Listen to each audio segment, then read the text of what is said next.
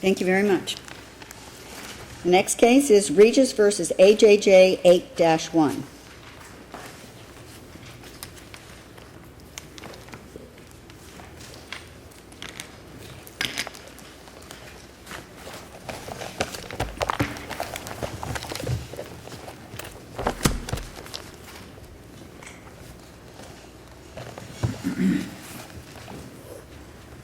May it please the court, Jim Blecky on behalf of a number of children who have been molested by the property manager hired and retained by the defendant in this case.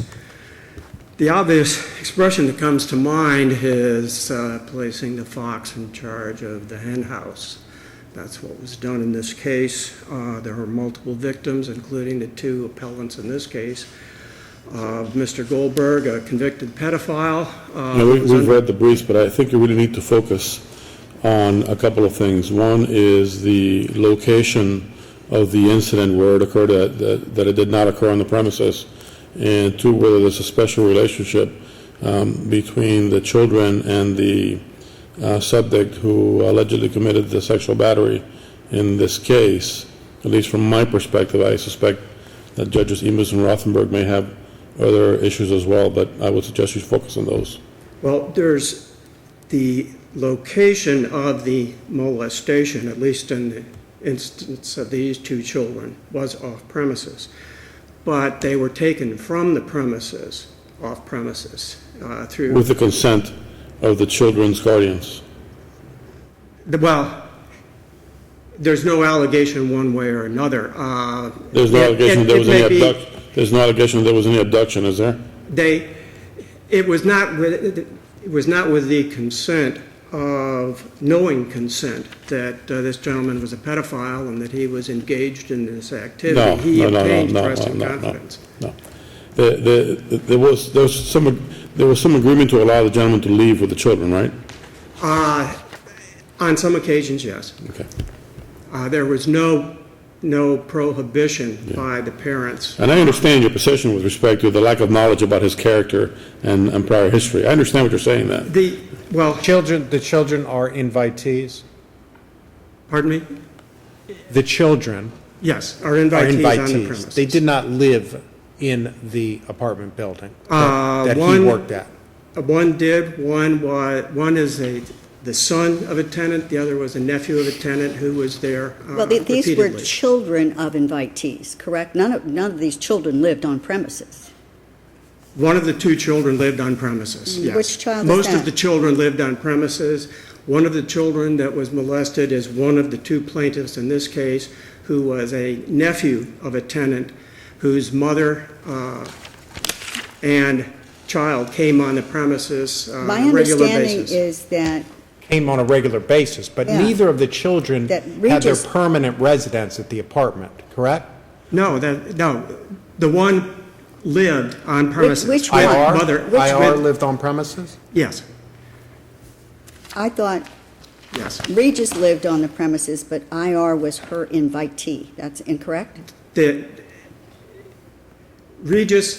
family Regis lived on premises, and IR, the minor child of the Regis family, lived on premises. The other child was a frequent visitor and invitee on the premises, and it was while on premises that relationship with Mr. Goldberg was developed, with this child playing with other children on the premises.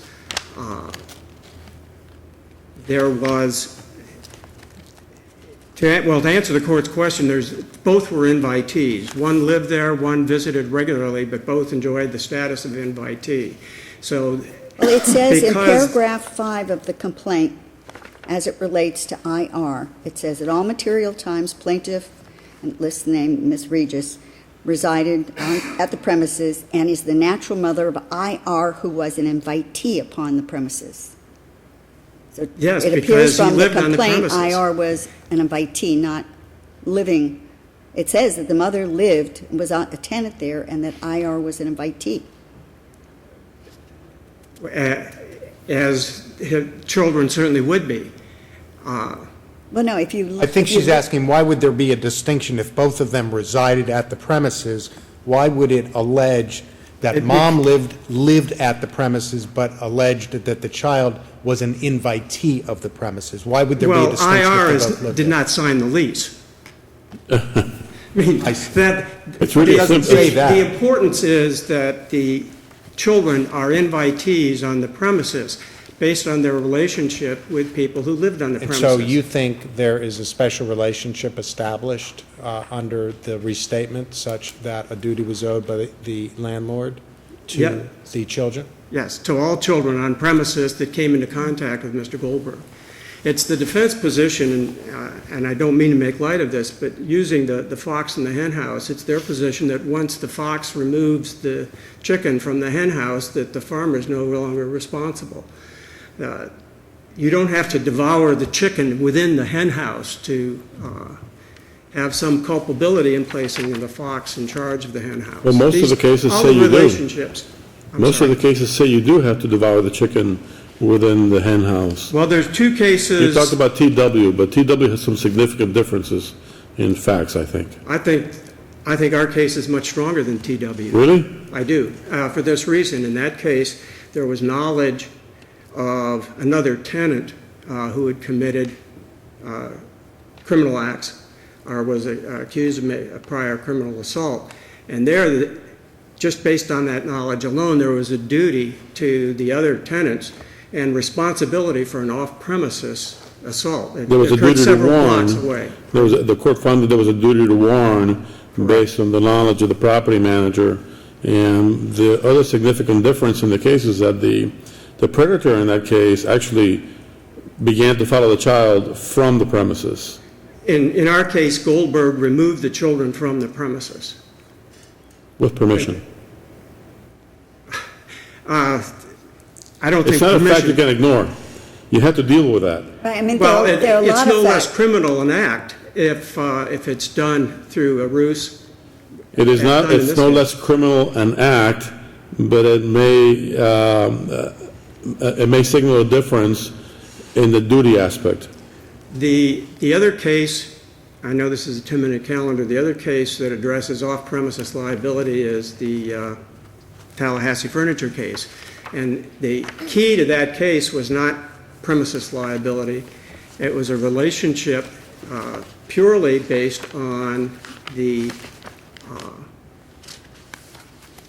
furniture company hiring someone who should not have been hired or placed in a position to interact with customers. We have to look at all of the factors. I mean, for example, when you address the Tallahassee furniture case, in that case, the plaintiff came in contact with with an employee as a direct result of the employment, and the employer receives a benefit.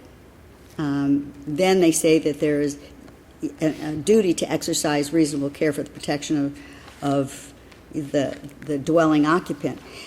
But as I understand, at least the facts of these cases, is that it's alleged that the employee was off duty when these acts occurred, that he was not acting in the benefit of to the employer's benefit, that the acts were committed off the premises, and that none of the equipment, like a truck in one of the other cases, that belonged to the employer was being used. So whether you in the complaint have characterized this child as being an invitee.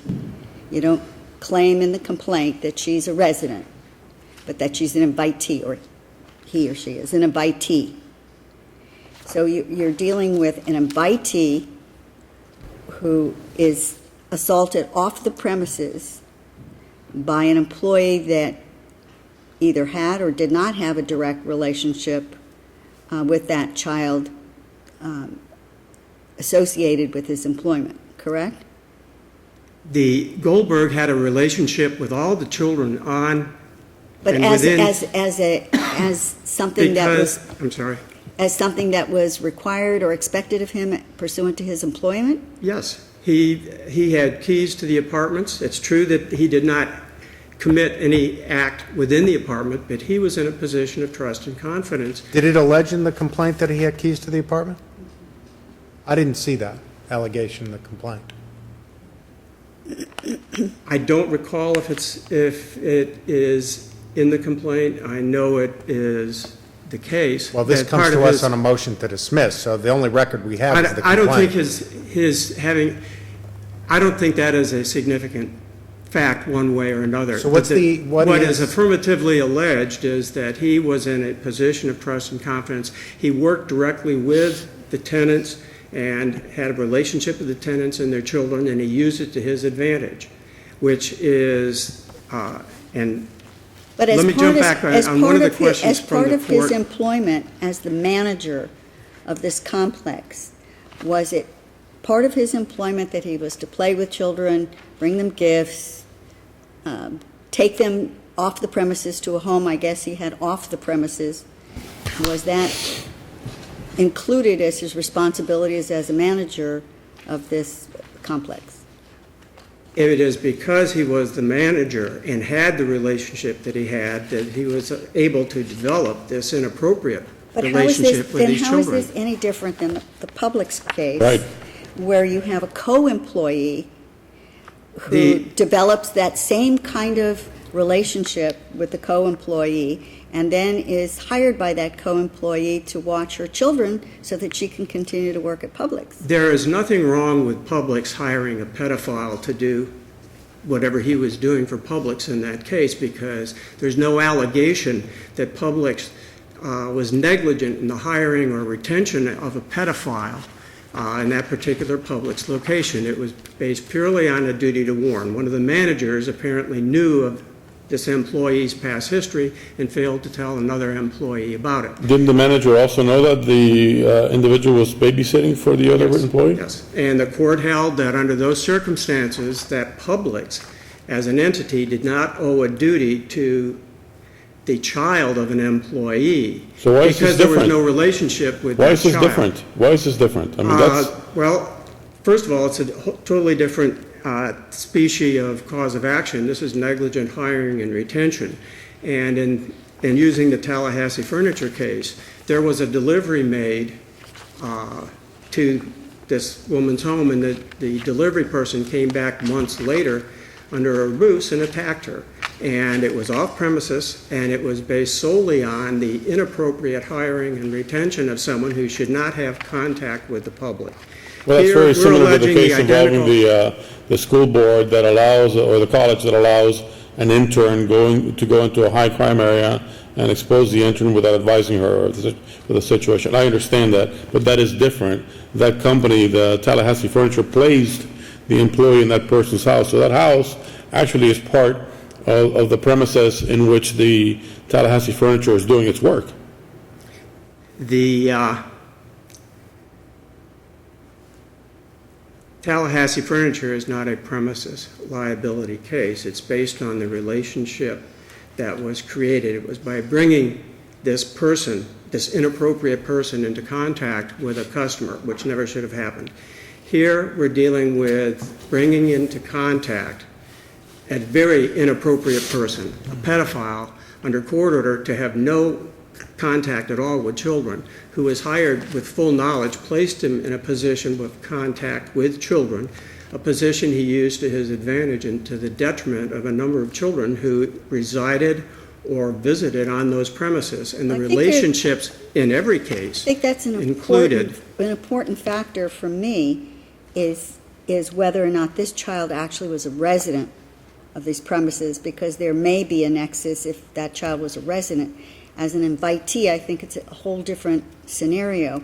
So I'm kind of taken aback by your position here at oral argument that this was someone who resided at that location, was an actual resident of this facility as opposed to an invitee as alleged in the complaint. Because to me, there is a distinction that could be important in the analysis. But maybe we'll hear where that distinction is important and not in the response. And I think let you go I over think the your- allegation that the mother resided there is sufficient to at least imply that the child lived there, but his status, legal status, is that of an invitee because he lived there. Calling him, Okay, I mean, thank you.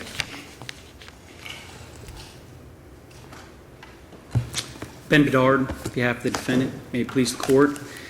Mr. Bedard, I think you should start with Judge Rothenberg's issue, because that's mine as well. Yes, and I think Judge Rothenberg hit directly on it. And the allegation is that both of these children were invitees on the premises. Now, in the Davis case, it says the mother and the child were invitees, and in the Regis case, it does say the mother was a tenant.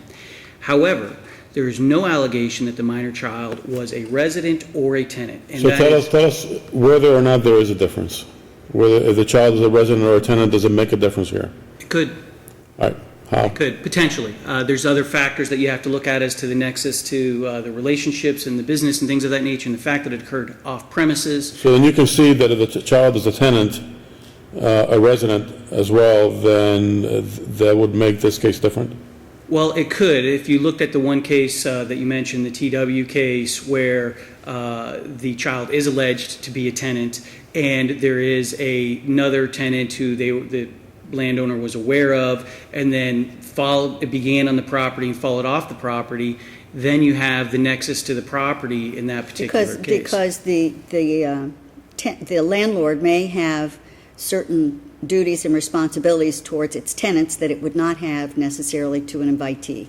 That is correct, because they have the duty to provide a safe place to their tenants, and quite frankly, a property owner does have a duty to invitees on the premises, but invitees who leave the premises, they do not have a duty to them once they leave the premises. But, I mean, now in looking at this more closely, I mean, I just read it, this is an invitee, and I didn't really think more deeply about it, but if this is a minor child and the mother is living at this complex as a resident, as a tenant, then chances are this child is a tenant as well. I mean, this is a minor child living with his or her mother. Well, if that was going to be the crux of their argument, the crux of this complaint, Your Honor, then that's what they should have pled, and they didn't, and they did not ask for leave to amend, and so it's far too late for that now. And the point of the matter is, this is the first time he's coming forward and saying in this oral argument that this child was a resident, and we don't know that. Certainly children can live with multiple parents, they can live with guardians, they have multiple different arrangements where this child could be just an invitee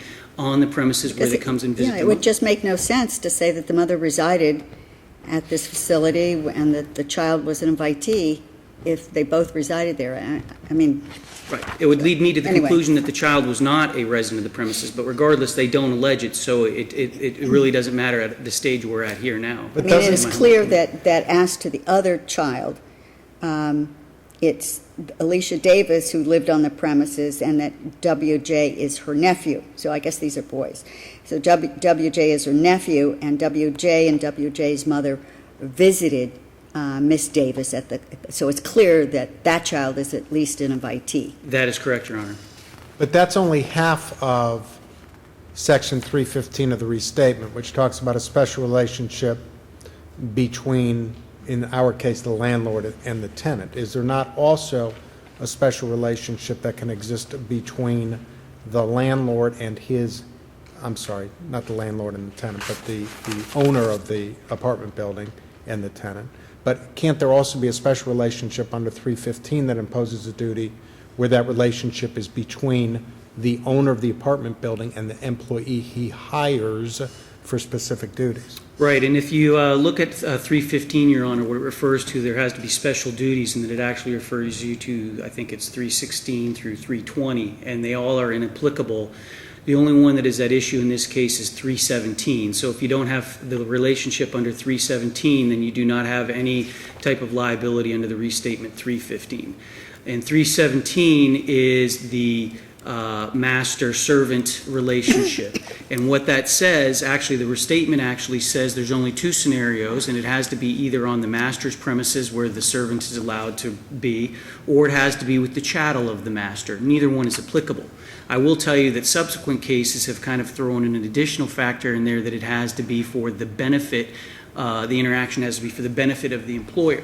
So they've kind of created a third prong that's not really mentioned in that restatement. Well, actually, it's contrary to the Restatement, because the whole idea of 317 is for acts that are outside the scope of the servant's employment. So it's actually contrary to the underlying purpose of that section. That's correct, Your Honor, and it's kind of interesting, and I think that's why the courts have cautioned on repeated repeatedly throughout the cases that you have to be so careful about extending an employer's liability for its employees outside the course and scope of their employment. Otherwise, it's an open invitation to sue employers. They become a guarantor of all the actions of their employees, and it becomes almost a strict liability standard. And Well, so does foreseeability come into play in negligent retention and supervision, or negligent retention and hiring cases, or does that only relate to other tort actions? Well, I think foreseeability does, but not under the duty prong in this case, because there has to be a duty before foreseeability is an issue in regards to causation and to complete the elements of this type of case. So if you don't have foreseeability, certainly that would be another basis for summary judgment, but that's not the issue on appeal here. It's just merely whether there's a duty under the facts as Does alleged. foreseeability only relate to duty to warn, or so it does not come into play as to the duty aspect? Not in this situation, no. If you look at the restatement, all the cases, they do not talk about the foreseeability.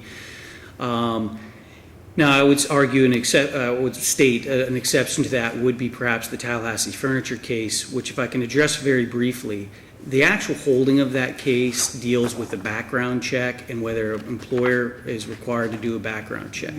Now, that case has now been repeatedly cited for a proposition that it did not initially stand for, is that if an employer puts its employee in contact with a customer, which we don't have here, obviously, which is a big distinction, but if you put an employee in contact with a customer, even if that customer comes back, in that case, 2 weeks later, because of the initial contact, there's somehow a duty. I don't believe that that's what the first DCA intended for that case to stand for. It was on the issue of whether a background check needed to be done. Would you address then Storm out of the 5th District? Because that was a negligent retention case in which they talked about the foreseeable zone of risk. And it, under the major heading of their analysis, it says the existence of common law duty. So under that specific paragraph of discussing duty, they do address foreseeability. It says the negligent retention or supervision of an incompetent, dangerous agent or servant under the circumstances which establish that the employer knew or should have known of the agent's or servant's incompetence and dangerousness, and the likelihood or foreseeability that such agent or servant would injure a third person growing out of the employment status has long been recognized as the basis for tort liability in Florida.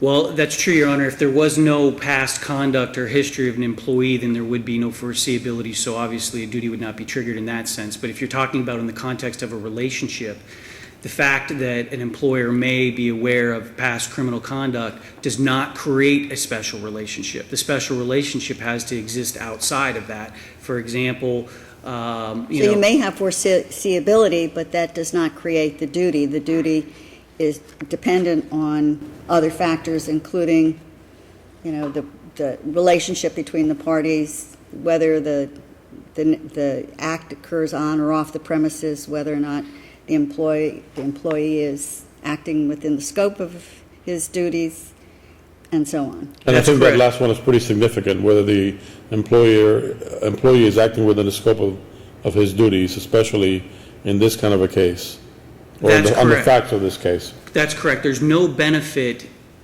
I mean, I think it goes without saying, and there's a plethora of cases that says an employer gets no benefit at all from an employee conducting some type of criminal activity on a third party. So then the only issue they're trying to No, argue it's not, here. the benefit is not committing the act. That's The right. benefit is the relationship, the fact that he is playing with these children, watching them unsupervised. Was there some benefit to the employer for those acts? No, and I think That kind of, the relationship that he had with these children, with the approval of the mothers, was there some benefit of that to the employer? No, Your Honor, and I think the KM versus Publix case addresses that in some detail as well. And what they talk about is the argument in that case was that if you look at the footnote, that there was some benefit to Publix because they could have an employee come to work because another employee was watching their child. So you could make the same argument. They said they dismissed that outright. They didn't. I think they only addressed in a footnote because they didn't think that's talking about a stretch here. You're not talking about somebody delivering furniture to a customer. You're talking about somebody playing with somebody else's children or babysitting them, taking them to sporting events.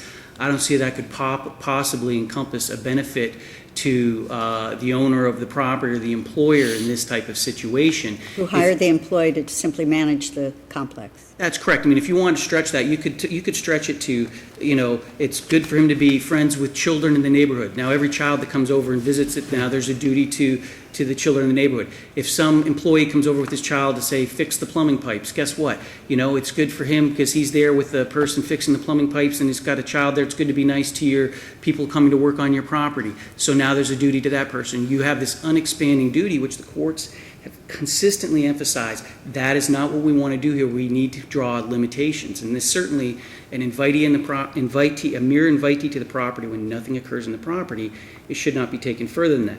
And in conclusion? I'm sorry. And in conclusion? In conclusion, the one thing I do want to point out, Your Honor, which there's been some new comments today that Mr. Goldberg took the children from the property, abducted them from the property. There's no allegations in any of the complaints on that. Specifically, paragraph 19 is the only place where it mentions, and it says, Goldberg took IR to Goldberg's home and other locations where he detained, imprisoned, and kept IR against his will and prevented IR from leaving. It doesn't even say he took him from the subject premises. Because of this relationship. He had a home outside of this complex, and that's where it was alleged that some of these incidents occurred, and that he was allowed to take these children to his home off the premises. That's correct, Your Honor. That's correct. So in summary, Your Honor, I think it's a very dangerous path to go down. Think of the apartment complexes and every child that walks on every apartment complex. Now the owner or the employer of the party that works at that complex, they've now assumed liability for an unlimited scope of liability, and the courts have consistently wanted to rein this in and not allow the scope beyond this. And I respectfully ask this court not to do that with these cases and affirm the lower court's decision. Thank you very much. Thank you.